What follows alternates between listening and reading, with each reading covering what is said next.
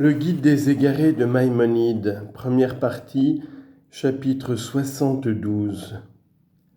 Sache que cet univers dans son ensemble ne forme qu'un seul individu, je veux dire le globe du ciel extrême avec tout ce qu'il renferme, est indubitablement un seul individu au même titre d'individualité que Zaïd et Amr.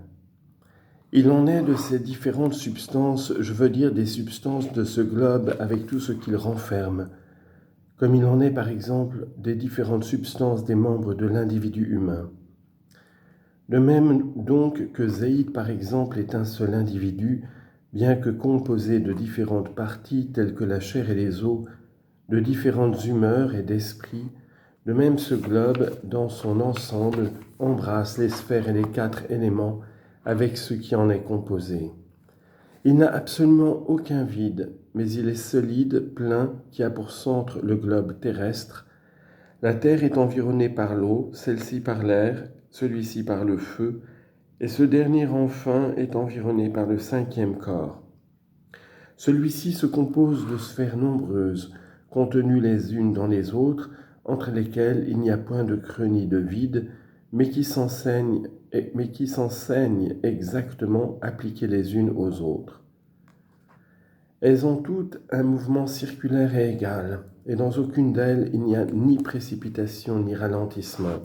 Je veux dire qu'aucune de ces sphères ne se meut tantôt rapidement, tantôt lentement, mais que chacune, pour sa vitesse et sa manière de se mouvoir, reste soumise à la loi naturelle. Cependant, ces sphères se meuvent plus rapidement les unes que les autres, et celle qui entre toutes a le mouvement le plus rapide, c'est la sphère qui environne tout, c'est-à-dire celle qui a le mouvement diurne et qui les fait toutes mouvoir avec elle, comme la partie se meut dans le tout, car toutes elles forment des parties en elles. Ces sphères ont des centres différents. Les unes ont pour centre le centre du monde, les autres ont leur centre en dehors de celui du monde. Il y en a qui suivent perpétuellement leur mouvement particulier de l'Orient à l'Occident, tandis que d'autres se meuvent continuellement de l'Occident à l'Orient. Tout astre dans ces sphères fait partie de la sphère dans laquelle il reste fixe à sa place. Il n'a pas de mouvement qui lui soit particulier et ne se montre mu que par le mouvement du corps dont il fait partie. La matière de ce 5e corps tout entier qui a le mouvement circulaire n'est point semblable à celle des corps des 4 éléments qui se trouvent à l'intérieur. Le nombre de ces sphères qui environnent le monde ne peut en aucune manière être au-dessous de 18. Il est possible cependant qu'il y en ait davantage, et c'est une chose à examiner. Quant à savoir s'il y a des sphères de circonvolution qui n'environnent pas le monde, c'est également à examiner.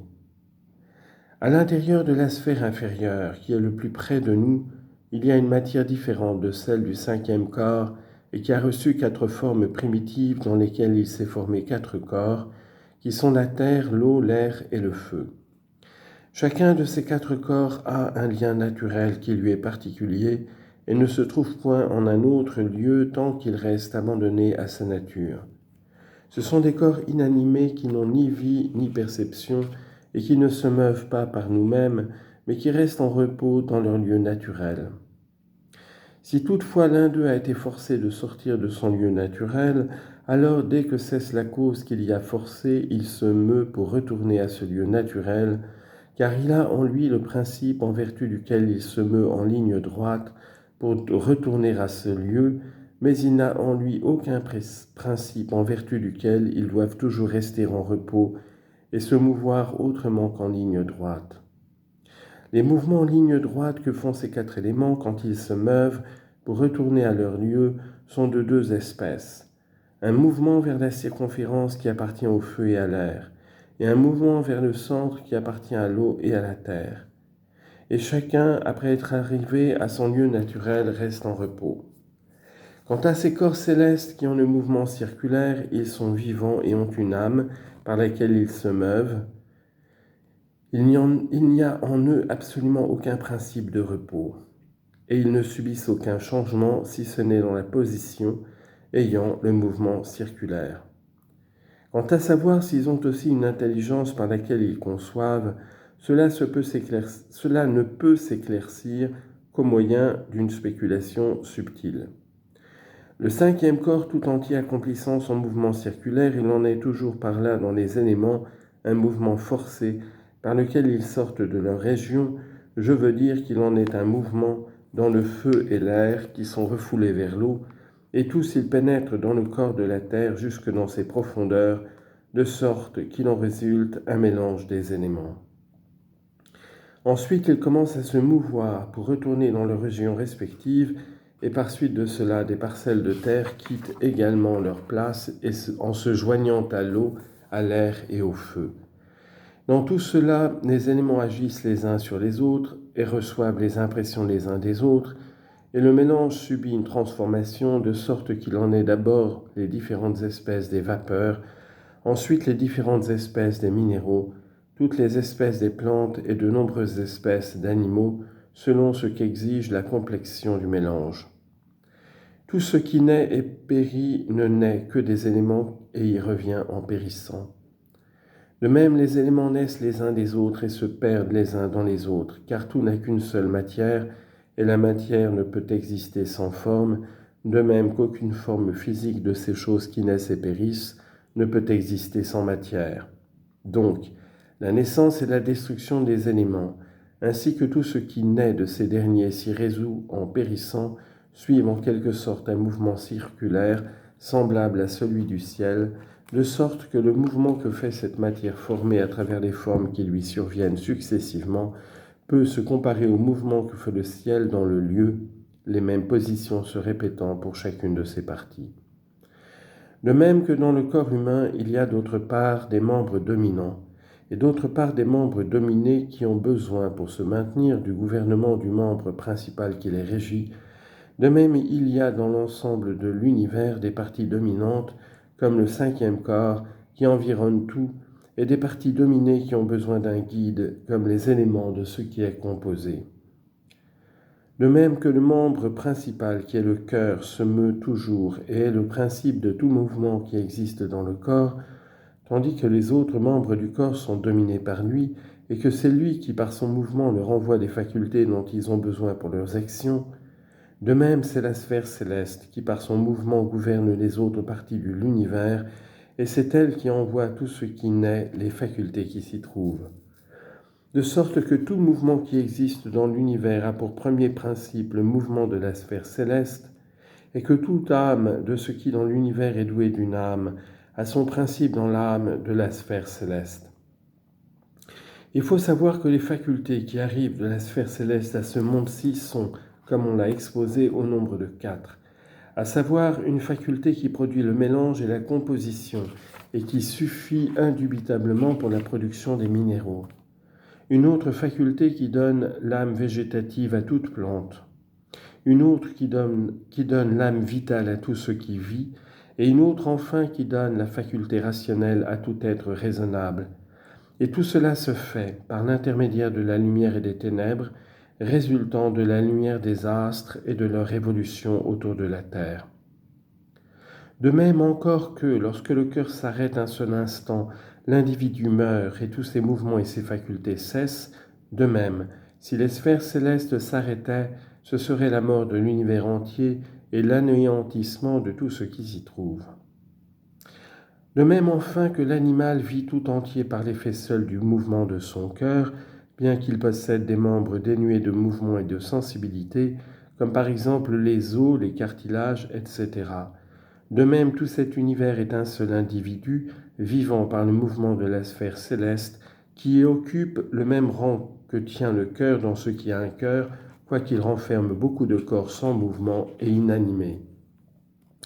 C'est ainsi qu'il faut représenter l'ensemble de cette sphère comme un seul individu vivant, se mouvant et doué d'une âme, car cette manière de se représenter la chose est très nécessaire, ou du moins très utile, pour la démonstration de l'unité de Dieu, ainsi qu'on l'exposera, et de cette manière il sera clair aussi que l'un n'a créé qu'un seul être. De même donc, il est impossible que les membres de l'homme existent séparément, comme véritables membres de l'homme. Je veux dire que le foie ou le cœur soient isolés, ou qu'il y ait de la chair isolément, de même il serait impossible que les parties de l'univers existassent les unes sans les autres dans cet être bien constitué dont nous parlons, de sorte que le feu exista sans la terre, ou la terre sans le ciel, ou le ciel sans la terre. De même encore qu'il y a dans cet individu humain une certaine faculté qui lie les membres les uns aux autres, les gouverne, donne à chaque membre ce qu'il lui faut pour se conserver en bon état et en écarte ce qui y est nuisible, à savoir celle que les médecins désignent expressément comme la faculté directrice du corps animal et que souvent ils appellent nature. De même, il y a dans l'ensemble de l'univers une faculté qui en lie les parties entre elles, qui empêche les espèces de périr et conserve aussi les individus de ces espèces tant qu'il est possible de le faire, et qui conserve également une partie des individus de l'univers. Il est à examiner toutefois si cette faculté agit ou non par l'intermédiaire de la sphère céleste. Dans le corps de l'individu humain, il y a d'une part des choses qui ont un but particulier.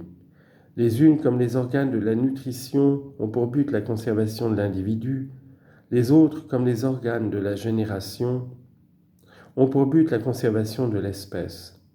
D'autres encore, comme par exemple les mains et les yeux, sont destinés à pourvoir à ce dont l'homme a besoin en fait d'aliments et autres choses semblables. Et d'autre part, il y existe aussi des choses qui n'ont pas de but en elles-mêmes, mais qui se rattachent comme accessoires à la complexion de certains éléments, complexion particulière qui est nécessaire à ces derniers pour obtenir telle forme propre, afin de remplir les fonctions auxquelles ils sont destinés. Ainsi, à ce qui est formé pour un certain but, il se joint, suivant l'exigence de la matière, certaines autres choses, comme par exemple le poil et la couleur du corps. C'est pourquoi ces choses n'ont pas de régularité. Il y en a même qui souvent manquent complètement, et il existe à cet égard une différence très grande entre les individus, ce qui n'a point lieu pour les membres. En effet, tu ne trouveras point un individu qui est le foie 10 fois aussi grand que celui d'un autre individu, tandis que tu trouveras tel homme dépourvu de barbe, ou qui n'a pas de poils dans certains endroits du corps, ou qui a la barbe 10 ou 20 fois plus grande que celle d'un autre individu. Et cela est très fréquent dans cet ordre de choses. Je veux parler de la différence qui existe entre les individus pour les poils et les couleurs. Et de même, dans l'ensemble de l'univers, il y a d'une part des espèces dont la génération a un but déterminé, qui suivent avec constance une certaine règle et dans lesquelles il n'y a que de petites anomalies restant dans les limites de l'espèce sous le rapport de la qualité et de la quantité. Et d'autre part, des espèces qui n'ont pas de but en elles-mêmes, mais sont une conséquence nécessaire des lois générales de génération et de destruction, comme par exemple les différentes espèces de vers qui naissent dans les fumiers, les différentes espèces d'animalcules qui naissent dans les fruits lorsqu'ils se corrompent, ce qui naît de la corruption des choses humides, les vers qui naissent dans les intestins, etc. En général, il me semble que tout ce qui n'a pas la faculté de procréer son semblable est de cette catégorie. C'est pourquoi tu trouveras que ces choses n'observent pas de règles, bien qu'elles doivent nécessairement exister, de même qu'il faut que les individus humains soient de couleurs différentes et aient différentes espèces de poils.